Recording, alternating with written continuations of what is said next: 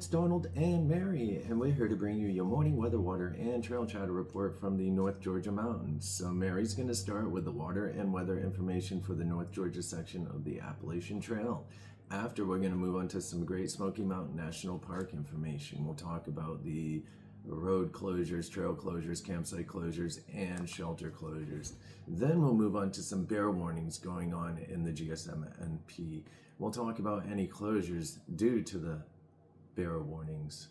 And then there's not really a lot of news going on right now, so I'm going to see if I can find anything at all, but there's not a lot happening, man. Probably tomorrow or the next day we'll start to see some news. We do have some trail chatter, of course, some shuttle business, and that we can tell some stories on. And then after that, do you have any announcements? Yeah, you have a little bit of upcoming stuff. Sweet. All right, so we'll start with Mary. All right, thank you, Donald. You're welcome. Good morning, everybody. In Blairsville right now, it is 20 degrees out, feels like 14.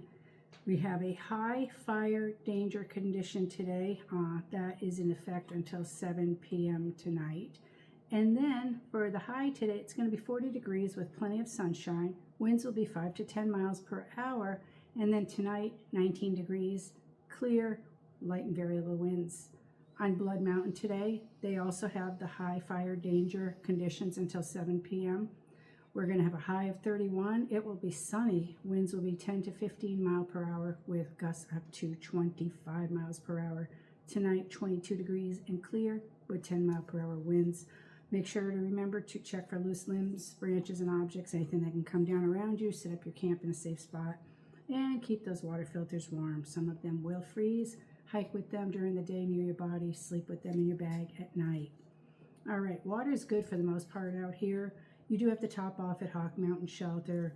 There's Lance Creek and Slaughter Creek. Slaughter should have water right at the source. If not, walk that 0.6 down to it and you will find water. Neal Gap, top off there. Neal to Hogpen is dry. Hogpen has plenty of water. And Dix Creek was drying up. Make sure you top off before then just to be sure that you have enough water. All right, Great Smoky Mountain National Park road closures. Kowohi Road is closed for the season. Will reopen on April 1st of 26. And US 441 Newfound Gap Road, that was closed for several days due to the winter weather. That goes between Cherokee and Gatlinburg. That is reopened, so you can get up in there now once again. And then for the bears and shelters, all the trails, shelters, and campsites are open, but we do still have that down bear cable system at campsite 19, so that one is closed. And then you have the Forest Service roads in North Carolina that are closed. We have 67 that goes up to Albert Mountain, Pickens Nose, Betty Creek, Mooney Gap, 69 to Wyabald, 71 to Deep Gap, and then you have 83. It comes in on the other side of Albert, so that goes to Albert, Pickens Nose, Betty Creek, and Mooney Gap. That road's closed too. They reopen April 1st, and we'll keep everybody posted if they open sooner than that. All right, Donald, I'm going to turn it over to you now. All right, sweet. Thank you for that. You're welcome. All right. Like I was saying, I haven't really found anything new. There was four hikers that went, or multiple hikers that went missing, and 4 of them did not make contact with the rest of the group or anyone.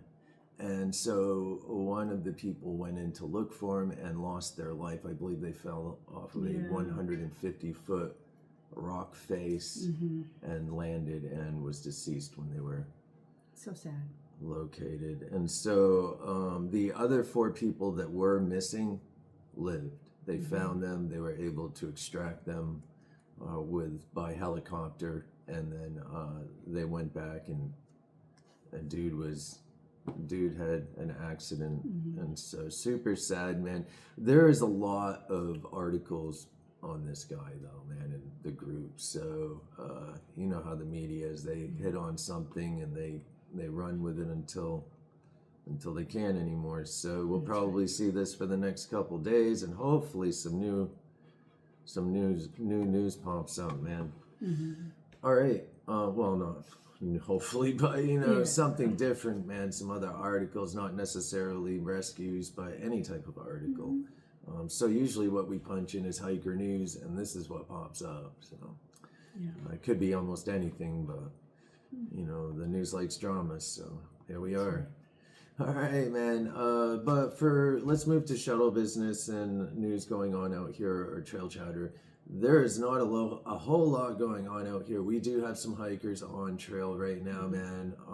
We have a man that we've been assisting for a little while. He's just breaking off little pieces of trail here and there, man. Starting, I don't remember. Did he start at Amica? He started at Springer. Oh, okay. All right, yeah. And so he's newly retired, and so he's really just breaking off little bits and pieces here and there. And so today we'll be assisting him. And then what else do we have going on? That's about it, isn't it? Yeah, picking him up, dropping him off at the trailhead at Hog Pen, and then later on today we're going to pick him up at Unicorn and get him back to his hotel.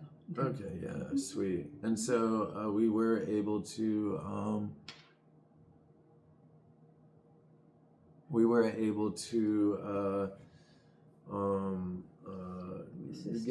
assist him yesterday and stuff, man. And we had a cancellation actually yesterday, which they have rescheduled for Wednesday. That's right. And then I scheduled a few people yesterday. One of them was a Pinhoti hiker that was ending his hike. He actually passed one of the hikers that we dropped off the other day. And I believe he and Jordan were in the same town last night in Dalton, but Jordan stayed at one hotel and he stayed in another. So that's what we have going on for shuttle business. We were able to assist our friend yesterday. We got the lady out with the hip problem the other day because we skipped a day. Actually, I wasn't feeling good, so I didn't do the news chatter that day. The other day we had an emergency extraction or an extraction of a person we dropped off at Springer Mountain, and then went ahead. They called the next day and needed a ride from Horse Gap because their hips were done. And it was cold. It was cold. It was very cold, man. They ended up sleeping at Horse Gap. You come down into the gap and there's a dirt road right there, and then you continue up over Sassafras. And right across the road is actually another little dirt road that goes down. And if you follow it far enough, it goes to a waterfall, actually. But I don't know how far they went down there. I don't know. They just went down. They tried to dip out of the wind. And they said they were fine down there, but that wind whips right through that. In the gap itself. Well, it's right there, man. It's like, it's bare. It's just a gap, man, with wind pushing from the south right up into there, man. It's like a wind tunnel. That's right. But, all right, man. So that's what we have going on out here right now. Not a whole lot, but enough to keep us busy. That's right. All right, and so why don't we move on to the announcements? All righty. So first, AT Base Camp happening this year between February 12th and April 17th, 8 a.m. to 4 p.m. Amicalola Falls Visitor Center in the Arch Room. You can participate in the Smart Start Talk, and you can also get your hang tag. Folks that want to get those tags, that's where you're going to be going, and that's when it starts.